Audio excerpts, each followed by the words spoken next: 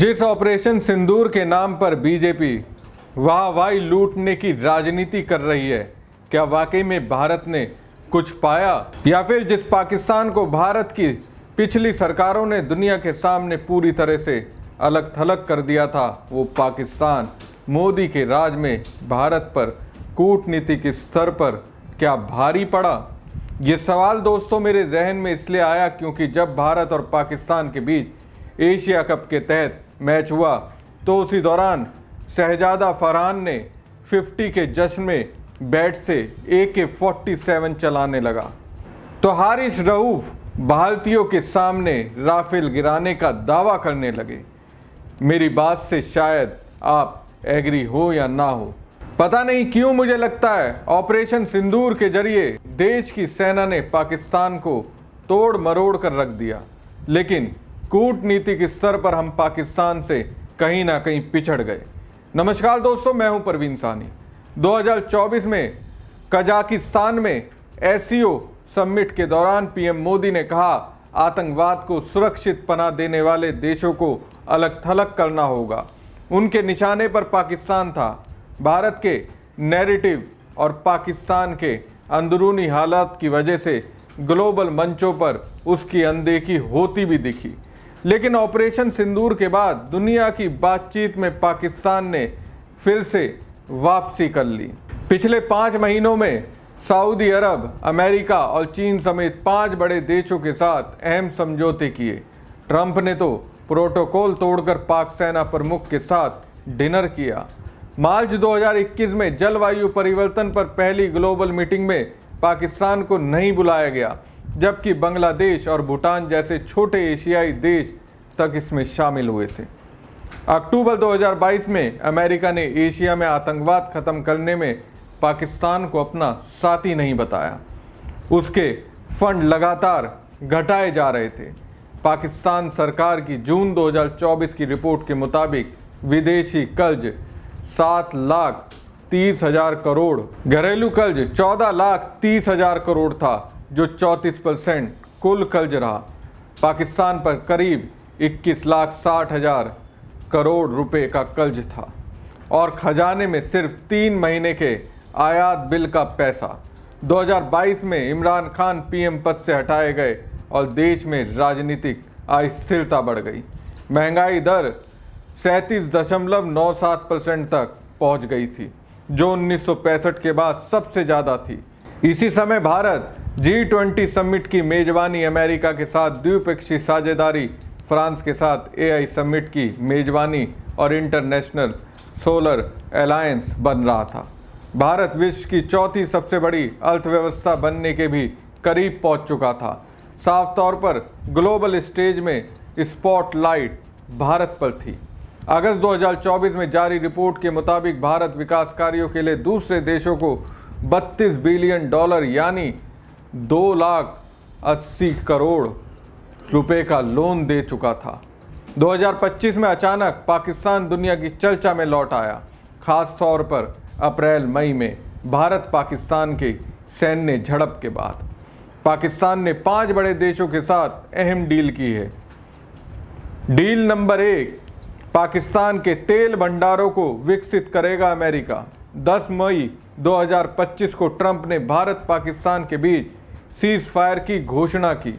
भारत ने ट्रंप की मीडिएटरशिप से इनकार कर दिया, जबकि पाकिस्तान ने शुक्रिया कहा। सीज फायर के बाद पाकिस्तान आर्मी चीफ मुनीर 2 बार अमेरिका गए।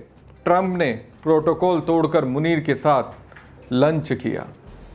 दोनों ने व्यापार और क्रिप्टो करेंसी पर भी बात की। 30 जुलाई को ट्रंप ने घोषणा कर दी कि अमेरिका पाकिस्तान के तेल भंडारों का विकास करेगा, यानी तेल के कुएं खोजेगा और तेल निकालेगा। अगले ही दिन पाकिस्तान और अमेरिका के बीच ट्रेड डील साइन हो गई, जिसके बाद ट्रंप ने पाकिस्तान पर लगने वाला टैरिफ 29% से घटाकर 19% कर दिया। ट्रंप ने डील की घोषणा करते हुए कहा कि एक दिन पाकिस्तान भारत को भी तेल बेचेगा। हालांकि एक्सपर्ट मानते हैं कि ये हवाई डील है, जिसका अगले कुछ सालों में कोई असर नहीं पड़ने वाला, लेकिन डोनाल्ड ट्रंप ने तो ये दावा करके बता ही दिया। अब भारत से ज़्यादा वो पाकिस्तान को तवज्जो देगा। इसके अलावा ट्रंप ने भारत पर कुल 50% टैरिफ लगाया है। इसमें रूस से तेल खरीदने की वजह से 25% पेनल्टी टैरिफ भी शामिल है। इससे भारत को करीब 3 लाख करोड़ रुपए का नुकसान हो सकता है। डील नंबर 2, पाकिस्तान में 1 लाख करोड़ रुपए निवेश करेगा चीन। सीज फायर के 10 दिन बाद पाकिस्तानी विदेश मंत्री इसाक डार चीनी विदेश मंत्री वांग यी से मिलने चीन पहुंचे। जून में चीन ने $3.4 बिलियन यानी करीब 30,000 करोड़ रुपए का लोन दे दिया। सितंबर में पाकिस्तानी प्रधानमंत्री शहबाज शरीफ चीन गए और 8.5 बिलियन यानी करीब 74,000 करोड़ रुपए की इन्वेस्टमेंट डील की। साथ ही चाइना पाकिस्तान इकोनॉमिक कॉरिडोर यानी सीपैक का दूसरा फेज भी लॉन्च किया। सीपैक पीओके के गिलगिट से होकर गुजरता है। चीन स्ट्रिंग ऑफ पल्स स्ट्रेटेजी के तहत गवादर जैसे पोर्ट बना रहा है। ये भारत की सुरक्षा के लिहाज से ठीक नहीं है। चीन से मिले लोन और निवेश के पैसों पर पाकिस्तानी सेना भारत विरोधी कामों में इस्तेमाल कर सकती है। डील नंबर 3, पाक पर हमले का मतलब सऊदी अरब पर भी हमला। 17 सितंबर को पाकिस्तान के प्रधानमंत्री शहबाज शरीफ और सऊदी अरब के क्राउन प्रिंस मोहम्मद बिन सलमान के बीच म्यूचुअल डिफेंस एग्रीमेंट हुआ। इसके तहत दोनों देशों में से किसी एक पर भी कोई हमला होता है तो उसे दोनों देशों के खिलाफ हमला माना जाएगा। विदेश मंत्री इसाक डार दावा कर चुके हैं कि अन्य देश भी पाकिस्तान के साथ ऐसी डील करना चाहते हैं। पाकिस्तान के रक्षा मंत्री ख्वाजा आसिफ से जब एक टीवी इंटरव्यू में पूछा गया कि क्या सऊदी अरब भारत पाक संघर्ष में पाकिस्तान का साथ देगा तो आसिफ ने कहा, इसमें कोई संदेह नहीं है। भारत ने कहा है कि वो इस डील के भारत पर पड़ने वाले प्रभावों की स्टडी कर रहा है। तो सोचने वाली बात है, मोदी जी के गले मिलने का कोई परिणाम नहीं निकला। सऊदी अरब के प्रिंस का दिल पाकिस्तान पर आ गया। एक दावा यह भी किया जा रहा है कि अगर भारत पाकिस्तान पर हमला करता है तो सऊदी अरब उसका साथ देकर भारत के साथ अपने रिश्ते खराब नहीं करेगा। लेकिन यह तो हो सकता है कि भले ही सऊदी अरब पाकिस्तान के पक्ष में अपनी सेना ना उतारे, लेकिन सेना मजबूत करने के लिए आर्थिक मदद जरूर देगा। डील नंबर 4, बांग्लादेश के साथ मिलकर हथियार बनाएगा पाकिस्तान। पाकिस्तान और बांग्लादेश साथ मिलकर हथियार बनाने और डिफेंस टेक्नोलॉजी विकसित करने पर बात कर रहे हैं। दोनों देशों की वायुसेना साथ में अभ्यास भी करेगी। अगस्त में पाकिस्तानी विदेश मंत्री इसाक डार बांग्लादेश दौरे पर गए। ये 13 साल बाद किसी पाक विदेश मंत्री की पहली बांग्लादेश यात्रा थी।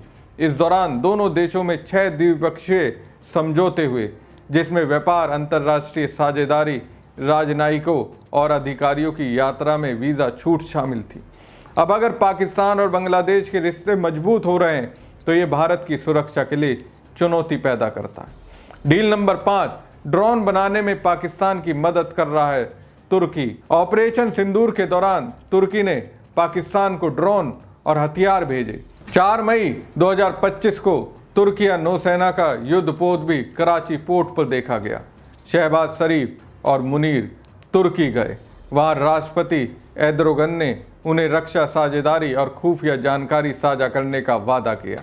जुलाई में तुर्की के विदेश मंत्री हाकन फिदान और रक्षा मंत्री यासर गुलेर पीएम शहबाज शरीफ से मिलने आए। इस दौरान दोनों देशों ने साथ मिलकर हथियार बनाने, खासकर ड्रोन बनाने पर बातचीत की। तुर्की पाकिस्तान की मिलिट्री को पूरी तरह एडवांस और जवानों को ट्रेनिंग देने में मदद कर रहा है। दोनों के बीच कई डिफेंस एग्रीमेंट गुप्त रखे गए। डिफेंस डील के अलावा दोनों देश हर साल अपने बाईलैटरल ट्रेड $5 बिलियन यानी करीब 44,000 करोड़ बढ़ाएंगे। तुर्की इस्लामिक देशों को साथ जोड़ना चाहता है और उनसे अच्छे संबंध बना रहा है। पाकिस्तान भी उसकी इसी स्ट्रेटेजी का हिस्सा है।